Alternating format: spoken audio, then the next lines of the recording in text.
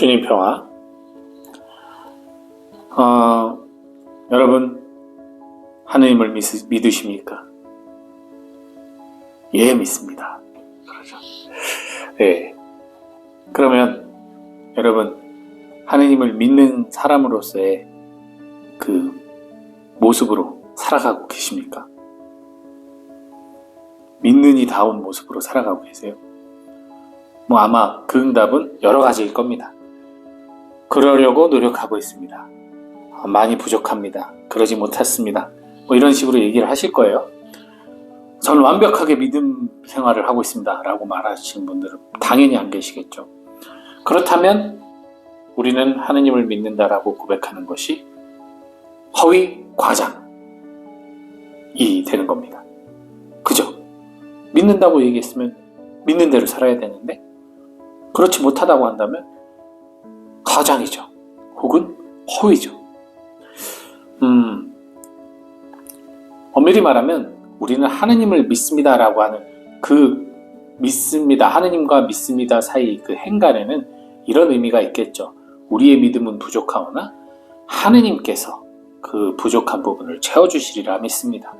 또 우리는 비록 죄가 많사오나 주님께서 우리를 구원해 주신다는 그 약속을 믿습니다 라고 정확하게 표현하자면 그런 의미지, 내가 하느님을 믿습니다 라는 말은 사실은 조금 너무 광범위하다고나 할까요? 야고보서의 2장의 말씀처럼 한 분이신 하느님을 우리가 믿는데 그거 갖고 구원을 못 받는다고 해요. 왜? 마귀도 한 분이신 하느님을 믿고 두려워하니까. 즉 하느님을 믿는다라고 고백하는 거, 말로 고백하는 건 누구나 할 수 있습니다. 믿는다라고 그리고 누구나 할 수 있어요. 마귀도 진심으로 믿어요. 하느님의 한 분이신 하느님의 힘을. 그러니까 그 믿음만으로 구원받는 건 불가능한 거예요.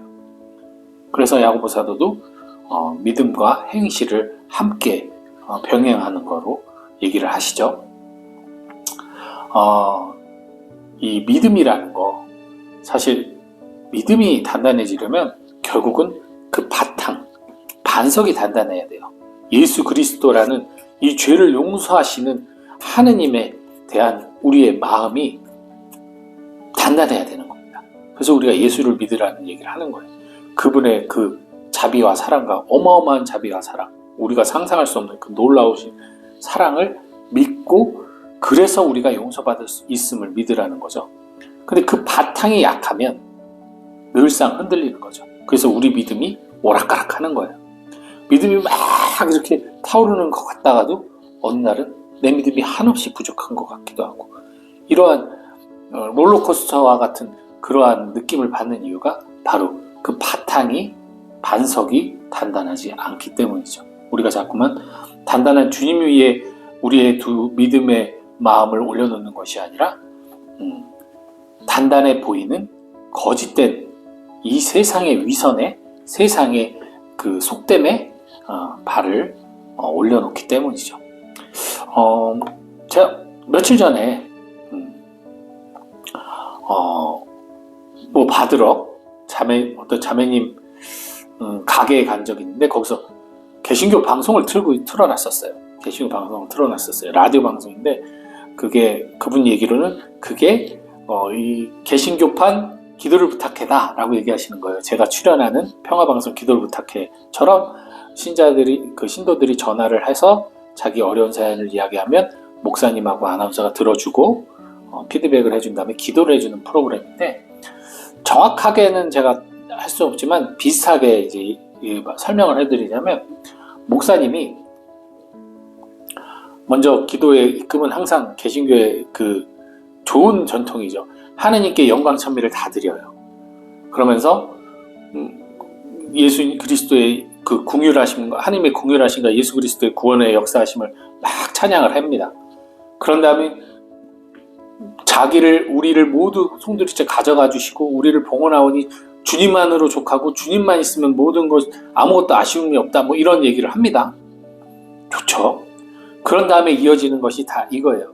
주님 승진하게 도와주시옵소서. 공부할 때 지혜를 주시옵소서. 함께 경쟁하는 이들보다 더 뛰어난 뭐를 주시옵소서. 뭐 이런 거죠. 하는 일마다 잘 되게 해주시옵소서, 집안이 흥하게 해주시옵소서, 가족이 사랑하게 해주시옵소서, 막 주시옵소서가 시작이 돼요. 모순이죠. 아까 주님만으로 족하고 주님만 있으면 아무것도 필요 없다고 해놓고선 뭘 그렇게 주시옵소서가 많은지. 근데 저는 뭐 그거는 개신교만 얘기할 게 아니에요. 사실 우리도 마찬가지잖아요. 가톨릭에서도 뭐 똑같습니다.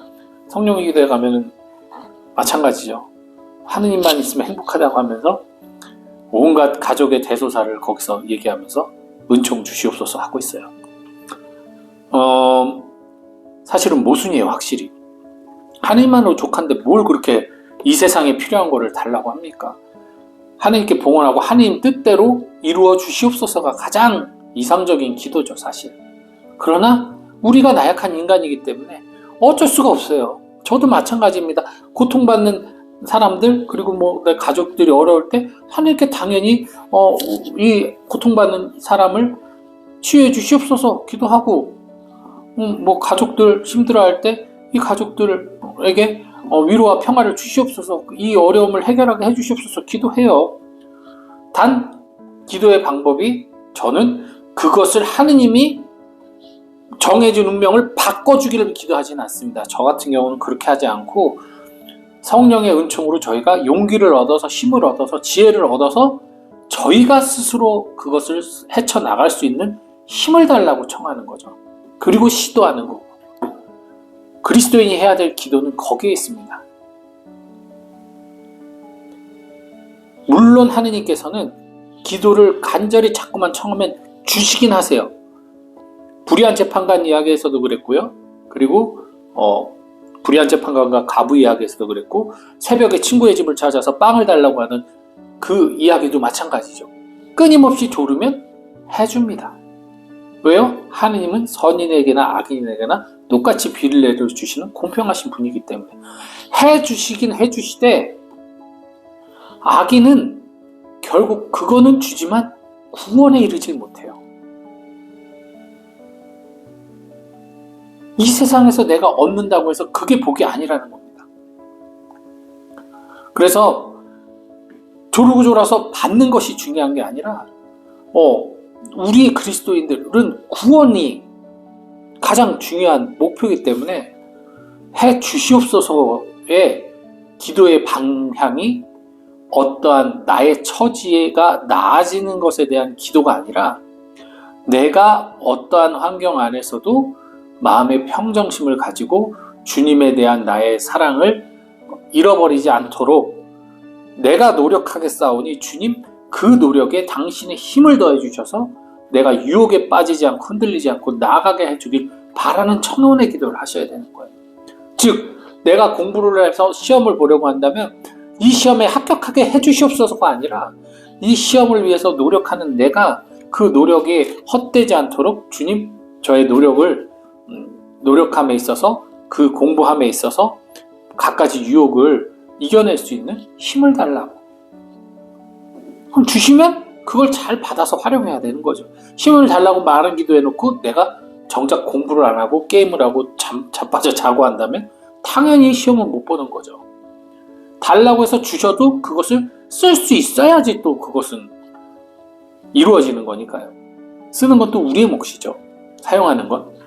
네, 그래서 그런 면으로 오늘 복음 말씀을 비춰보면 왜 마귀 들린 자들이 당신 하나님의 아드님이십니다 하고 소리치면서 나가죠. 그걸 예수님이 말하지 못하게 막습니다.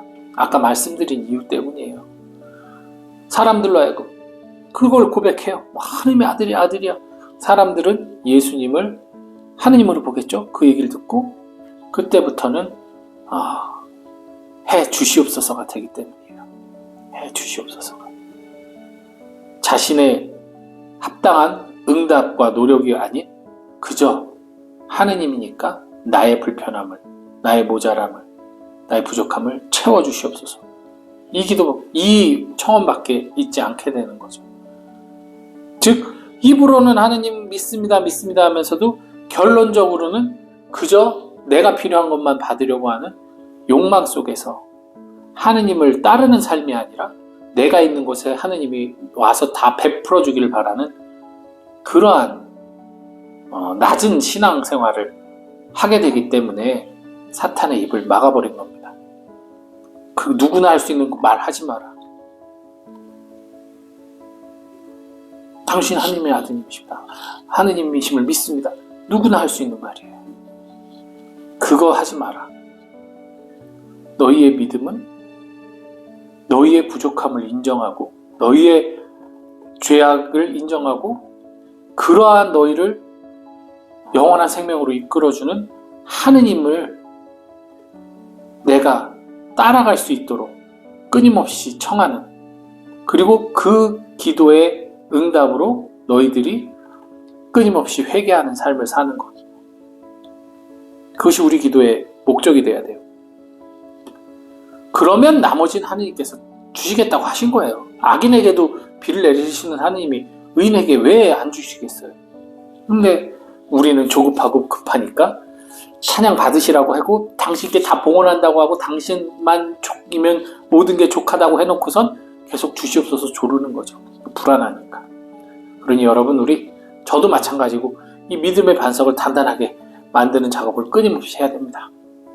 예수 그리스도를 더 사랑하고 더 믿도록 노력해야 돼요.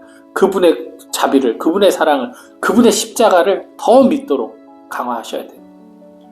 그래야만 어떠한 상황에서도 내가 흐트러짐도 적고 또 유혹에 빠지는 것도 적고 무엇보다도 절망에 빠지는 일도 적을 것입니다. 자유로운 삶을 살 수 있다는 얘기입니다. 예, 오늘 하루도 여러분 행복한 하루 되시고요. 또 저는 이제 오늘 짐 옮기고 나면 이제 내일 이 정들었던 전이 공동체를 떠나 월평 공동체로 가게 됩니다. 그곳에서도 여러분과 함께 즐거운 시간 갖도록 하겠습니다. 주님 평안.